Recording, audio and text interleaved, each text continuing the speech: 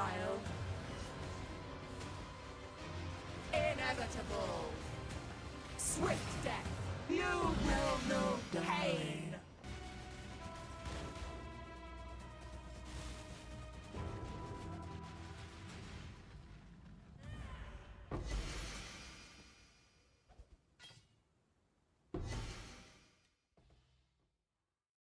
Okay, to the build guide. Here in the background you can see a tier 16 map that I'm running. It is fairly juiced, as you might be able to tell. This is the kind of content I want my characters to be able to run comfortably. Whenever I design them, I need to have this sort of content in mind. I had some requirements before going into the league and designing my league starter. It had to be melee, because that's the playstyle I like. It had to be fast. It needed good clear, preferably with some sort of explosions worked into it. It needed decent single target damage in order to kill the bosses that I wanted to face, and also not being slowed down by tanky rares within the maps. It needed to be able to handle permanent delirium in the maps while also facing beyond demons. I wanted to have a decent shot at clearing tier 17 maps, because that's the new content of the league, and it had to be a league starter. This is a pretty tall order, and I just made a list and worked from that. First of all, I needed decent numbers of armor and evasion in order to survive. I wanted to be stun immune so I didn't get locked down. I wanted to be ailment immune as well, because elemental ailments are some of the most dangerous status effects in the game. I wanted high physical damage reduction, both to combat incoming attacks, but also reduce the damage over time effects such as bleed and corrupted blood. I wanted some combination of spell suppression, block, or maximum resist.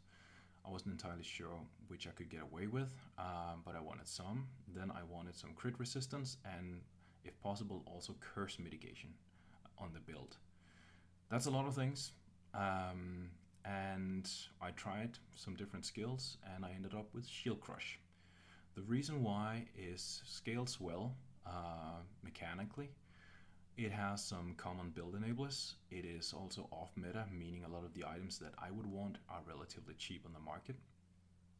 And it is a physical based skill. This is important because I wanted the explosions, as I mentioned earlier. And one of the best ways to get that is playing with the unique gloves called Hemophilia. The gloves make you explode enemies you kill for 5% of their total life if they are bleeding. Now, you don't need to apply huge damage numbers with your bleed. As long as you deal 1 physical damage to an enemy, you can make it bleed if you have the chance to apply the status effect. This means that I can convert a lot of physical damage to cold while still benefiting from these gloves. And there is an aura within the game called Hatred, which gives you a large chunk of your physical damage as extra cold, and then it also multiplies your cold damage. Meaning that Hatred will interact well with both Shield Crush and the explosions from Hemophilia. So I just needed to get conversion beneath 100%. So, Raider, why? Why play one of the least popular classes within the game? I like it because it's fast, and it solves frenzy charges all by itself through way of the poacher, something other classes have difficulties with. It then scales movement speed, survival, and damage with Avatar of the Slaughter off of those charges. Quartz Infusion gives 40% chance to suppress spell damage. That was one of the boxes I wanted to tick. And because of the starting location on the passive skill tree, the remaining 60% are relatively easy to get, meaning we can get to 100% without investing in our gear. We also get phasing, which is a surprisingly strong mechanic because you don't really get caught or cornered by enemies.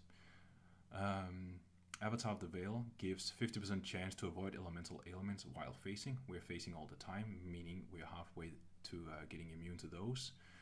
It's easy to get 40% off the passive tree, and the remaining 10% can be attained from a bandit reward. And additionally, we also apply exposure to nearby enemies, effectively giving us 20% more damage, both from our main hits, from Shield Crush, but also from the explosions. All in all, Raider might not be the most potent ascendancy class within the game, but it ticks a lot of boxes, and it's like a package which almost comes full from the get-go, meaning you have a lot more room to work with the affixes on your gear slot, and also enables you to like be more creative and try and push a build in the direction you want to. So this freedom is very valuable to me, and it also fits well with this combination here, which is the main setup for Shield Crush. Shield Crush scales, as you can see in the top. There's a good chunk of physical damage on it, but then you also get additional physical damage per armor or evasion on your shield. The attack time is on the low side, and the critical strike chance is also low. But if we combine Emperor's Vigilance, a unique shield, which has a good chunk of armor and a large portion of energy shield on it, with Seething Fury, a unique jewel, then suddenly our base crit rate gets well above 10%, even with a low roll shield, which suddenly makes the crit chance way easier to scale. And we also get a lot of crit multiplier from the jewel, meaning our damage is already off on a pretty good note to begin with. I was able to get a combination of these two items before level 70 when the league started. So as soon as I started getting into maps, I was playing Shield Crush, and I had effectively league started with the skill and the build that I wanted to play the entire league with. That was the abstract. Now let's have a look at this character here. Before I go in depth, I just want to give a little insight as how easy it actually is to get the character started. I have my old gear placed here. This setup, you can see, got me to level 93, and I cleared tier 16 corrupted rare maps. I could feel the build falling off a little bit at that time, and then I started transitioning into a different setup, which was more expensive. But the Bringer of Rain, this unique helmet here, it carried me to, well, yeah, level 93, and I cleared the Atlas with it. It only cost me 5 chaos, so I'd say pretty good value for money there. So get a Bringer of Rain, Emperor's Vigilance, and Seething Fury, and then you're off to the races. The weapons I used for leveling is the Princess. You can see it's a level 10 weapon, which takes 25% of physical damage as extra cold. You can get up to 30% on this one, and it also gives you a lot of accuracy rating, which is something that you want. I was also using this one from time to time, Levianga's Wisdom, because it gives you life, mana. It makes you a bit slower, but gives you a lot of area of effect and increased area damage. And then Hemophilia Gloves, I covered those in the initial video. Perseverance, this is super strong. It scales damage off of your armor and evasion, and whenever you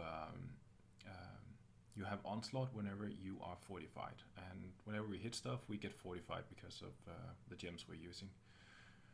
Amulet, just something rare. Get some damage, get some life, get some resist, and you're happy. Same with the rings. Life, some accuracy, some strength, some resist, some elemental damage with attack skills, you're fine. Same one with this one. Nothing exceptional, it's just, it got me where I needed to be. You can use a pair of rare boots, or you can use Dark Ray Vectors. These give you +1 to frenzy charges, which is like super strong. At some point, you will probably want to get Relicash Impatience, because they're just straight up better, but these are like, you can get them for a few chaos early on in a league, and they are very strong. For the links, you use Shield Crush at first, then I always use Multi-Strike and Fortify. If I lack some area of effect, for example, if I don't use Levianga's Wisdom, I would pair it with Pulverize to get that. But basically, it's whatever you feel like. But this is the setup. These 4 is what I used in Bringer of Rain. You can also see there's 4 red sockets in it. Later on, down the road, you might be looking at Endurance Charge and Melee Stun support. This is super strong when you get enough charges. Elemental damage with attacks, because you convert all your damage to cold, almost. melee physical damage support because the base is physical damage, so you scale that well and then you convert it later. Cold penetration support, also good. But yeah, for auras, while leveling, you of course want hatred, because a lot of your damage comes from there. And then through the acts and also early maps, I would use Purity of Elements, because you get bonus to your maximum elemental resistances and you become immune to ailments. And then also just Blood and Sand and Herald of Purity. Once you finish the Uber Lab, then you can ditch Purity of Elements and focus just on these 3 here, and that allows you to you don't have to skill into any mana reservation efficiency. But let's take some quick look at the numbers here. If I put on all the auras, you can see I have 16,000 armor and 12.6k evasion. Fine numbers, nothing extraordinary there. 100% spell damage, chance to suppress spell damage. That is very strong, and it's super easy to get on a raider. I only have 75% to my max resist because I do not have the ability to increase the cap. That is one of the compromises I had to make. I got 65% chaos resistance, that's pretty good. Chance to block attack damage and spell damage mainly comes from the Empress Vigilance, because if you look at the bottom of it, it says Glancing Blows, which doubles chance to block both attacks and spells. But the price is that you take 65% of damage from blocked hits. Still, whenever you block something, it's 35% damage reduction, which is substantial. Especially when you pair it with a stun avoidance or stun immunity. Because if you would block a stunning hit, there is something called block recovery, which is played out, which effectively stuns you for a short duration. But if you cannot get stunned, that's not going to get played, and you can block everything that's getting thrown at you without ever getting stunned. I have 77% reduced extra critical damage reduction. I would like 100% in a perfect world, but again, 77 is absolutely fine. Then 100% chance to avoid ignite, chill, freeze, and shock. This also counts for the alternative elemental ailments such as scorched, sapped, and brittle. My movement speed is at 85% increased. That is fine. Whenever I get hit, I get onslaught, and because of the chests, I get a very long period. I get 50 seconds from this one because I'm stacking charges. And at the bottom you can see there's a 100% effect of onslaught on you. And if you read the gray text, you can see onslaught grants 20% increased attack speed, cast speed, and movement speed. So whenever I get hit, I'm at 125 movement speed. The arrow effect is okay when I'm in Blood Stance. You can see Blood and Sand says melee skills deal more damage while in Blood Stance, but you have less arrow effect. These numbers are reversed whenever you switch to Sand Stance. Now you have more arrow effect, but you deal less area damage. So this is basically for clear. And whenever I hit something I want to hit harder, I switch to the Blood and Sand. You can see I'm almost at 1.9 million tooltip damage on Shield Crush in Blood Stance. Switching, I'm down to 1.5. Still good. Some of the interactions with the build. You can see I have Hemophilia, as I mentioned earlier in the video. These are corrupted with +1 maximum frenzy charges, and then I was able to also get a little bit extra value with the life. Then I am using this rapier here, which I crafted some time ago. It's kind of similar to what Hatred does as an aura, because you gain physical damage as extra cold, and then it also converts some of my physical damage to cold damage. This rapier, along with the cold master here, converting 40% of physical damage to cold, and the Watcher's Eye I have here, which converts 28% of physical damage to cold damage. Combined, I get to 98% physical damage converted to cold, which also goes for the explosions from here. And then you can see Hatred here, it gives me more cold damage. So it starts scaling real real unfair numbers. When you look at Shield Crush, you can see I deal a little bit of physical damage. That's the 2%, and then the remaining 98 is the cold number below. I'm using a Lethal Pride in this socket here. There is a lot of different variations you can get, but basically I just want some crit multi, some melee damage, some critical strike chance. Here's some physical damage more crit chance, increased maximum life, crit multi, increased armor, and some increased physical damage. It's just a lot of like bonuses.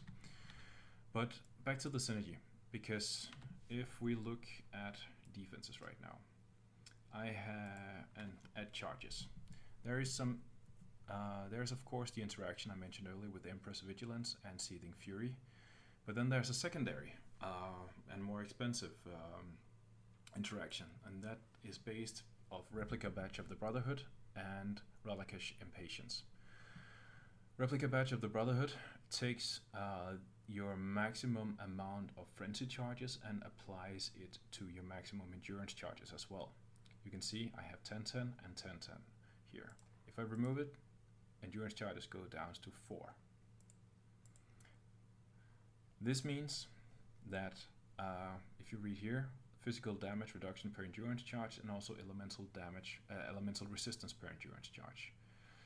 So if I just remove this one here, I lose a lot of value. You can see my armor go down, my evasion goes down, also my resistances go down. Not that much, but some. Also, you get +1 to maximum fortification per endurance charge. Fortification is a defensive buff which reduces incoming hits with the number of stacks that you have. The default stack is 20. Because of this amulet, my maximum stack of fortification is 30. So if I would take a hit of 100 damage, I instead take 70 damage. Combine that with all the other defensive layers that I have, and you can start to see the picture. This is a very strong item, especially when paired with Relicash Impatience, because now you don't have to generate the charges. You don't have them, but you count as having them. So again, look at the numbers here. If I remove the boots, armor is halved, resistances are in shambles, evasion is also cut in half. If you look at my damage, an aura fell off here, but I'm almost at 1.6 million with Shield Crush. I removed the boots. Yeah, you get the picture. So I am leaning heavily into charges. You can see I'm scaling through Raider. But I also have the cluster down here at the bottom, which gives more evasion, increased movement speed, attack speed, and some generic damage per frenzy charge. Then there's armor per endurance, stun duration. It's not so beneficial, but I need to get to the bottom because I want the area of effect. And also the increased damage per endurance charge. And then I have the mastery here giving 3% damage per endurance frenzy of power charge. When you add all these together, I have I have 10 endurance, 10 frenzy, that's 60, and then I have 4 power charges, that's 72% increased damage. So it's a big increase. Then I also have the mastery here giving armor and evasion based off of the endurance and frenzy charges. All in all, it starts scaling very synergistically. And the boots also lets me cheat a little bit because I'm using the belt called Arn's Anguish, which gives you +1 to maximum endurance charges, but it comes with the downside that you can no longer gain endurance charges. Instead, you will gain brutal charges. Brutal charges gives you 3% chance to deal triple damage per charge you have, and they have the maximum amount of charges equal to your maximum amount of endurance charges. So when we look at the charges, you can see there's 10 here down in the bottom for brutal charges, meaning if I get 10 times 3% chance to deal triple damage, that is fairly close to doubling my damage output. The links I'm using for Shield Crush is multi-strike in order to attack faster, Then awaken melee physical damage support because it's a lot of damage. And also it applies intimidate, which makes enemies take 10% increased attack damage from you. Fortify is a defensive level, and it's a super strong support gem. Endurance charge and melee stun support. This gives me 4% more damage per endurance charge. I am always at maximum, so this means 40% more damage. And this one also generates endurance charges whenever I stun things. The chest gives me endurance charges whenever I kill stuff, and because of the belt, I get those as brutal charges instead. The last support is awakened elemental damage with attack support. This is important for the last line, saying that elemental damage from supported skills cannot be reflected. This means I can run maps where elemental damage would otherwise be reflected and kill me. Some bosses also have that ability. Against single target, I'm not able to stun, and they might take more than 10 seconds to kill. I will run out of brutal charges, except for a little trick here.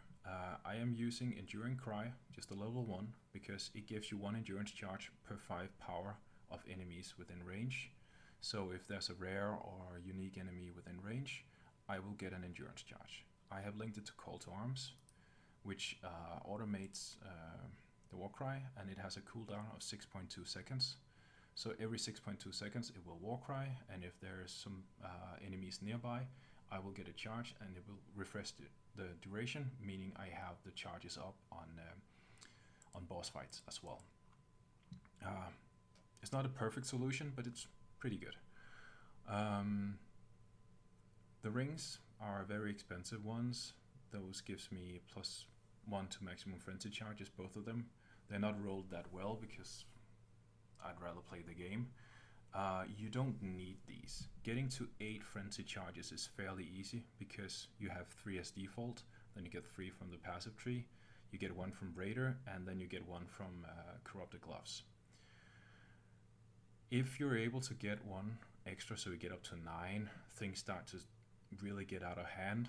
The 10th charge is it's really nice, but it's really not necessary. I'll show you here in the Path of Building.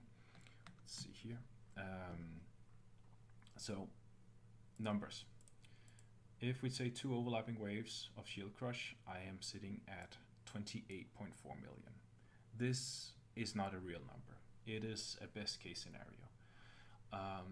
The 2 overlapping waves will happen on single targets, yes, but if we remove flasks, we're down to 20 million, and then we have the annoying totems, which often dies, and you'd rather live without them, but you kind of have to as a melee player. If we remove those as well, we're down to 14.5 million. That is still very respectable. Now, if we just remove 2 frenzy charges here, in order to simulate rings not having the implicit, we're still looking at 10 million damage. This is mighty fine. You can clear anything, you can clear the game with that. It's okay. This is just a bit more icing on the cake. It's good. It's very good. I'm aware, but still, you can run without it. For the defensive layers, let me just remove this one here. Suppression is at 100%, and it's super easy to get because we start here at the ranger area. This one gives 8%, so if this one gives 3, some movement speed, and 10 here, and some movement speed. If I remove these 2 and these 2, that is 6 passive points. You can see it down to 48. This node here gives 8%, and it also gives life and evasion. It's very valuable, and it's in the middle of your pathing, so with these 6 points here, you get 100% spell suppression when combined with Quartz Infusion. Looking at ailment avoidance, this wheel here with life nodes gives you 20% chance to avoid. Then a shield mastery gives you another 20% chance to avoid elemental ailments while holding a shield, which we are all the time. And then I have, as one of the very few remaining players in the game, actually helped Kraden in Act 2 because you get 6% increased attack speed and cast speed, and 6% increased movement speed, which is nice because the boots don't have any movement speed on them. And then the key part is the 10% chance to avoid elemental ailments, which gets us from 90 to 100% chance to avoid those. I went over the charges in the video. You can see there's a lot of passives allocated within here, and that is because of the Lethal Pride. It gives additional benefits to allocated passives within range. This one here is just to get some more physical damage as extra cold, but yeah, it's pretty self-explanatory. For the this cluster here is not important at all. I just allocated it so I could put in another jewel. This is the last point you really put into the tree. But there is some martial prowess. It's gives some accuracy, attack speed, and damage. And this one is just some movement speed, really, and some damage. Nothing extraordinary. It's just the 2 sockets, really. This one over here, this is the big one. I crafted this. Was really lucky with it. It helps with the chaos resistance because I get 6% per one of these, because there's this. Let me jump in game again. It's easier here. You can see 13 flat life, 8 cold, 6 chaos resistance, and 16% increased physical damage because of the 35% increased effect. So this is pretty huge. The jewels I use here, this is to mitigate curses on me. My damage is fine, so I sacrificed some damage here in order to get the curse reduction. And then this one helps me to avoid being stunned. I have, you can see there's a 46% chance to avoid being stunned here. Then 20% chance and 8% chance to avoid being stunned. And then I have allocated 3 tattoos here on dexterity nodes. So at the cost for 30 dexterity, I get to 100% chance to avoid being stunned. The 3 tattoos here gives my attacks 5% chance to cause bleeding. Hemophilia gives 25% from the get-go, meaning I get to 40, and because of the density I run in my maps, it is okay to get the explosions. In a perfect world, I would of course want like 100% chance to apply bleed, but it's not that important. Flasks, you can get better flasks than I have, but this one is just like movement speed and crits, and I get charges whenever I crit. Attack speed, and again gain charges whenever you crit. And then Taste of Hate is a pretty big one because it gives you physical damage as extra cold during the effect. So it's a lot of damage extra. But again, it's not needed. You saw that in the Path of Building. Overall, it's a surprisingly solid build. It can clear all the content I've faced so far. I haven't done the Uber bosses, but I can clear most tier 17 maps, sometimes even deathless, and you saw that in the beginning. And it is surprisingly cheap to put together. There are a couple of expensive items, but you don't need them to get going. It's just when you start scaling at the later stages. But I hope this little run through was enlightening, or at least a little bit entertaining, and maybe it sparked a thought or two. And please let me know if this has inspired you to, well, go play a raid or play melee or something. But thanks for watching so long. I hope it was helpful. Bye.